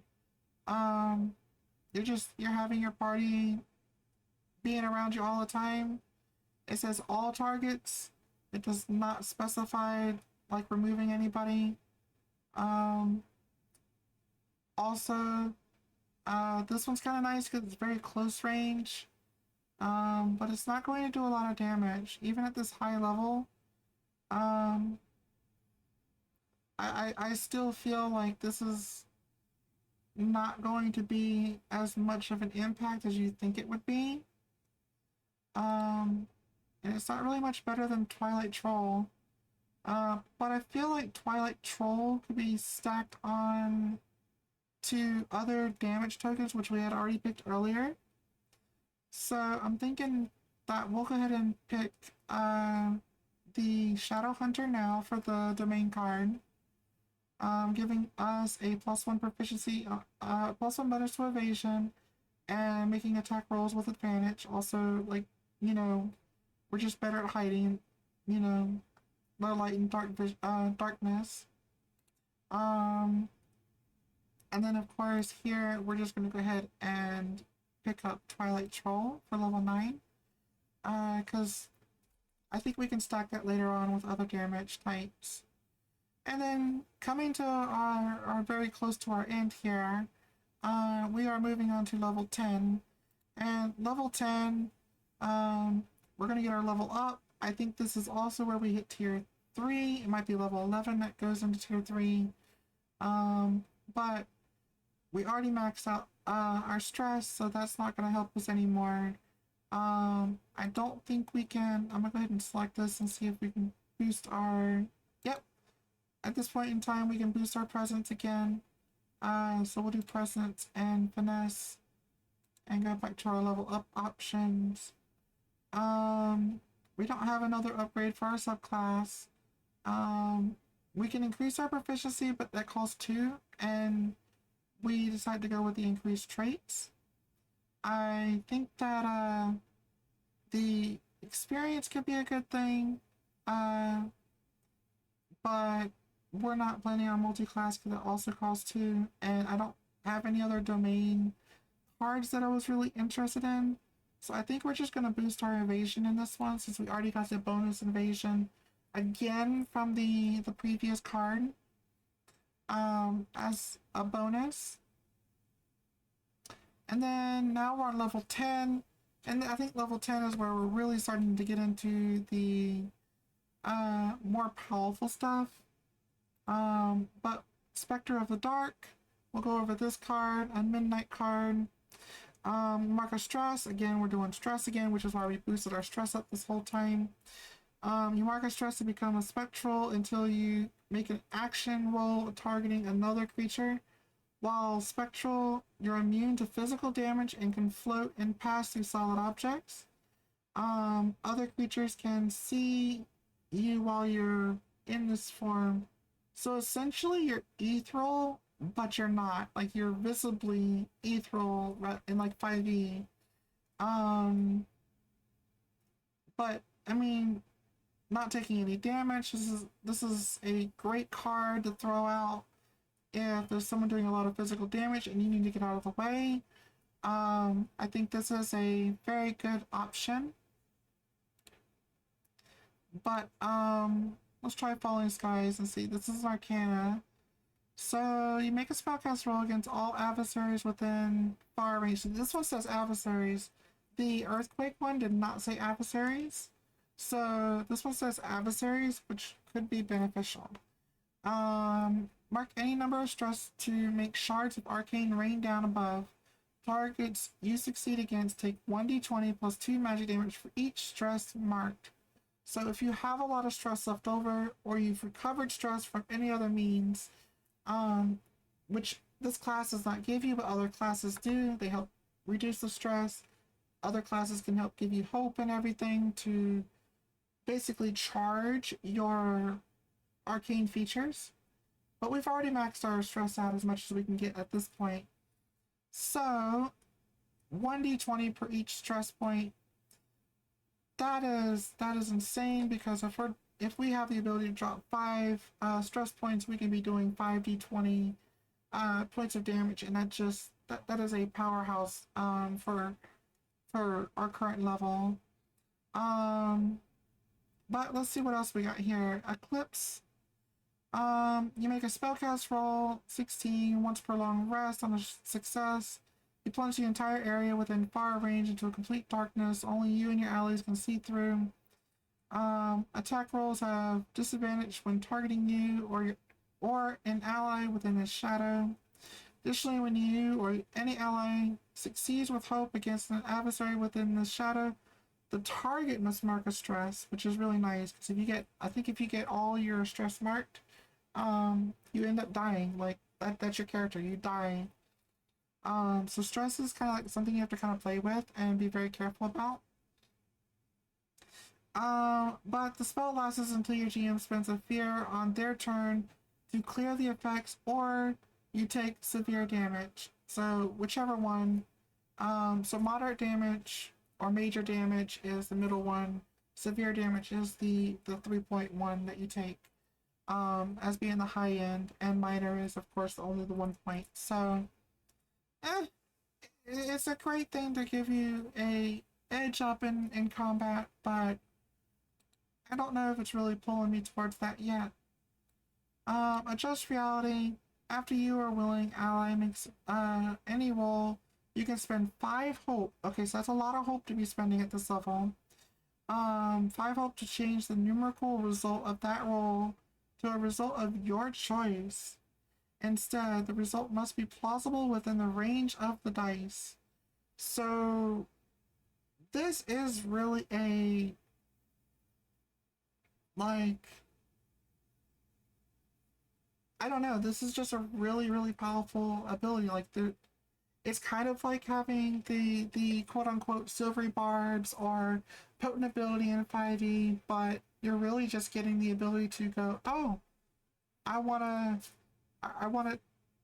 it's an ally, so why would you give them the max result, for anything? Hey, I want to have, miracle result of the roll, the result of your choice instead. So, hey, my ally, you now have a 24 on your 2d12, so you instantly go to the top.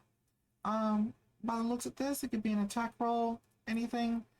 I think that's pretty powerful, but I'm really feeling the arcane feature for Falling Skies. And I think we're gonna go with Falling Skies. And then that completes our level 10. So let's go check our character sheet out and see how we're looking at before we close out everything today. So again, this is 2d12. You have 2d12 plus your attack modifier, which is depending on your class, could be strength, could be agility, could be finesse, could be presence.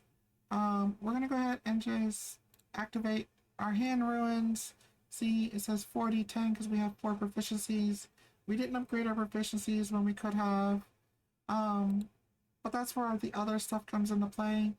So we may need to readjust everything because instinct instead of presence is our primary. So let's go and fix that now because that's going to affect everything on this character sheet. I really thought it was presence, being the fact that, most bards or whatnot are highly related to, let's see, go back to class, we'll select our traits. So we're gonna just change this. Let's go, there we go. And then do instinct. But I figured presence, being the fact that, that has more to deal with, like, like our general knowledge of, being charismatic and stuff for presence, but I guess it's instincts for being sorcerers in this game. So we're just switching those two. And then we need to, is it the heritage one? So on our level ups, we'll just check our level up options and see where we picked our increased stats. So here we're going to minus the presence and increase instinct.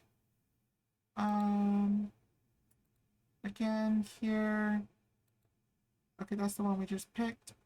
Or did we do that for this one as well?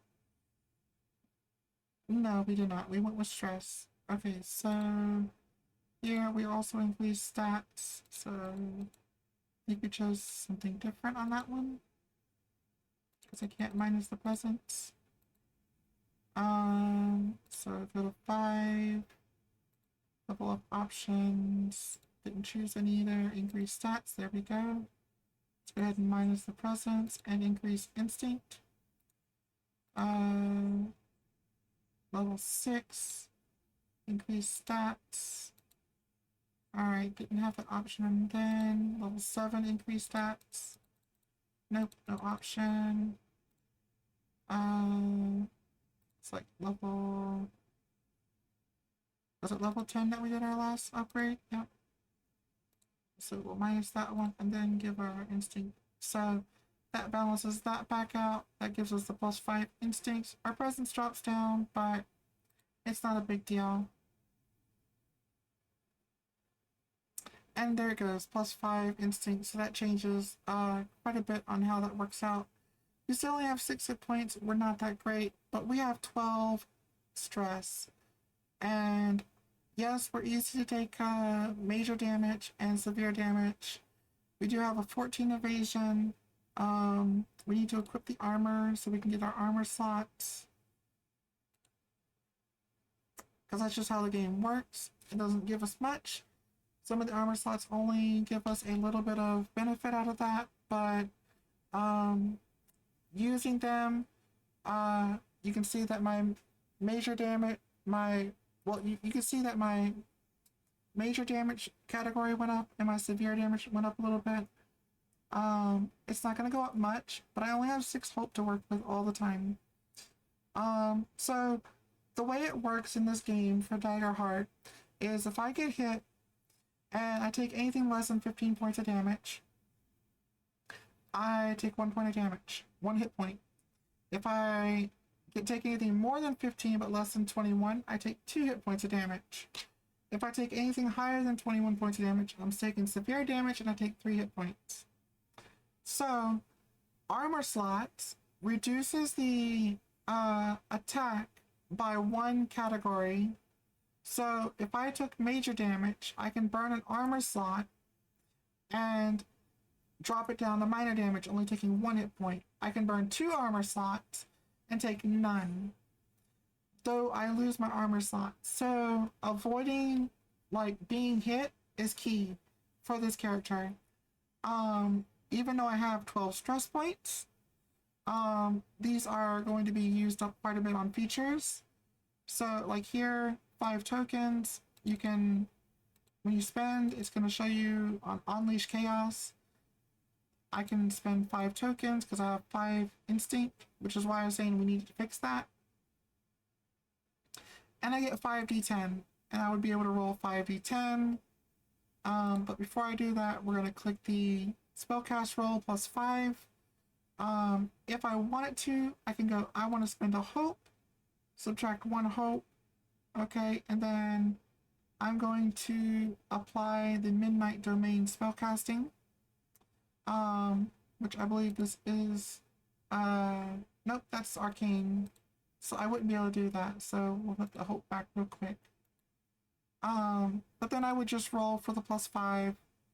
I don't have any features activated currently, but I have 1 hope, 12 fear, +5, my total score is 18, so that would be whatever evasion score they have, but with fear, so the DM might say, oh, well, hey, you know, it's with fear, so I get a fear point, and you hit, but it didn't, you know, it looked kind of clumsy, or it didn't work the way you want it to, and you know, but you still did the damage. It's not going to do anything outrageous. But then I would roll my damage right afterwards. So 5d10, and then I would roll that. So if we were comparing this to mine, 29 roll, okay, would be severe damage for me. And then with severe damage, I would take 3 hit points. However, I could reduce that down 3 categories by removing all of my armor slots. But because this is magic, I believe armor slots do not apply to magic attacks. So this would bypass my armor slots, and I would need another feature to actually be able to reduce the damage. Otherwise, I'm literally taking 3 points of damage, and now I have 3 hit points left. So your hit points are going to reduce you down when you drop down to 0 hit points or you use all 6 marked. You have to spend I think it's a stress point, and then if you spend a stress point, then you turn around and get back up, and I think you get 1 hit point back or something like that. I do need to double check on that. I don't know 100%. I am still very new to Dragonheart, but still working that out. But we have other features, like being able to restrain somebody, having advantage on picking non-magical locks, which we get the bonus if we spend a hope. And then we have the Knight of Veils, creating like basically a shadow shield, essentially. Being able to teleport out of the range. And then we have over here manipulate magic, so we can get a +2 on the action result if we wanted to. Double a damage die of your choice. Extend the spell or attack reach by 1 range, which is really nice. Or hit an additional target with the thing. So these are huge benefits for being a sorcerer, especially with something like Unleash Chaos. You know, when you're throwing out D10s. I could have sworn that we picked up telekinesis. I may have been wrong, but I think we chose something else in exchange. But I think we still have it. So these are not listed. I think I can only have 4 at a time out. No, 5. I can only have 5 out at a time. So I would have to pick which ones are going to be in here. Yeah, see, a maximum 5 active domain cards in your loadout. Anytime your subclass and accessories. So it just depends on what I want to do. So we can go ahead and swap it out with, you know, we just swap Unleash Chaos with is it 1 stress, and then that's swapped, and now we have Falling Skies. So let's say we wanna spend 5 stress points, or we'll go 6, and then we'll have 6 stress points up here. Puts us at 7, and then we have a 60-20 reroll. And we try to hit. And our spellcasting roll was really good. We got a 28. That's insanely high. 2d12. It was with fear, so it does give the DM a fear card or a fear point for one of his monsters. However, it was a success, and then we would roll for the 60-20, which is insanely high. That was a really poor roll. That could have been so much higher. But that was 48 points of damage. Again, to me, that would have been severe damage. I'm gonna go ahead and roll it again just for funds. And see, 87. So it could have been a lot higher the first time around. But getting hit with something like that is going to automatically give you severe damage on somebody. And it's raining down, you know, and it's literally all adversaries within a far range. So this is a massive powerhouse spell that you're going to throw out. And you're going to have to use a lot of stress to be able to do that. And we could have even gone higher. We could have literally bumped this up to like 8 and rolled that. I'm just rolling for example. But see, like 95. And then if we had stacked our cards right, we could have had Midnight Touch active, which I probably would have done, playing, you know, which one I would want to use. So you can add mark a stress again and add a fear dice, but you wouldn't need that. If you were going to do that, you would just mark the stress from the spell itself. But yeah, we do have telekinesis. See, we do have telekinesis listed. And it's just a matter of how you want to use your character, what you want to use, and throwing it together. It's pretty very basic. If this was rolled with a hope, so like say if I did hand ruins and I rolled, and see, I keep getting fear. They want me to have fear. They don't want me to have hope here. So okay, so here it marked with a hope. If I would have rolled with a hope, then I get a +1 hope, and then that gives me access to another one of my spells to reroll any number of your damage dice on an attack that deals magic damage. And then of course we want to look at the class features real quick, considering we didn't get to see them when we were leveling up. You can sense the presence of magical people and objects within close range. That's really good. You get minor illusion, making a spellcast roll 10 on a success. You create a minor illusion no larger than yourself within close range. The illusion is convincing to anyone at close range or further. And then you get the channel raw power. Once per long rest, you can place a domain card from your loadout into your vault and choose to either gain hope equal to your level of the card, enhance a spell that deals damage, gaining a bonus to your damage roll equal to twice the level of the card. So, like, this is a 10th level card. You literally could just gain an extra 10 points of damage right off the bat for your Fallen Skies. So again, this is all about how you put together which ones you want to use, what you're doing in combat, where you want to manipulate something, how you want to manipulate it, if you want to manipulate it at all in the first place, and basically applying that to the game is going to give you more damage or less damage, and then you're only going to take anywhere from 1 to 3 points of damage anyway. So it's not like you're going to kill your any player on the board unless they have less than 3 hit points left. So it's just about picking your targets well, picking your spells well, knowing what you want to do, how you want to do it, and working with that while you're playing is going to give you the best outcome.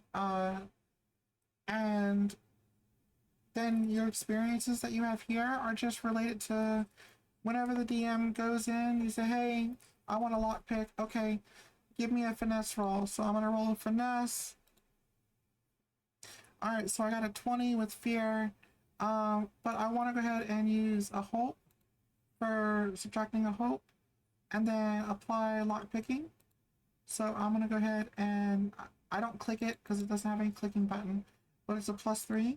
So what we're going to do is we're going to come over here and we're going to add just a d6 to it.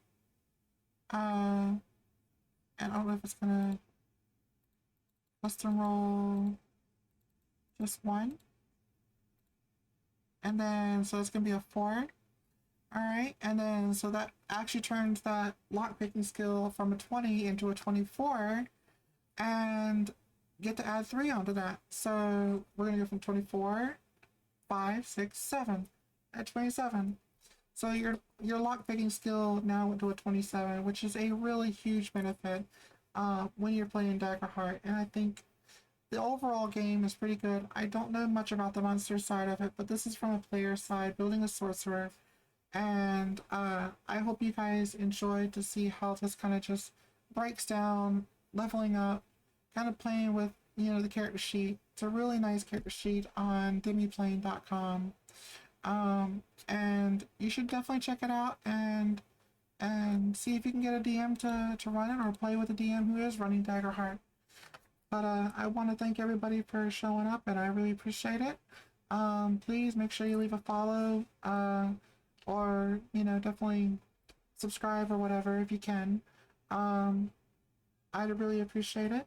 So thank you so much, and I will see you next time I do my next stream out.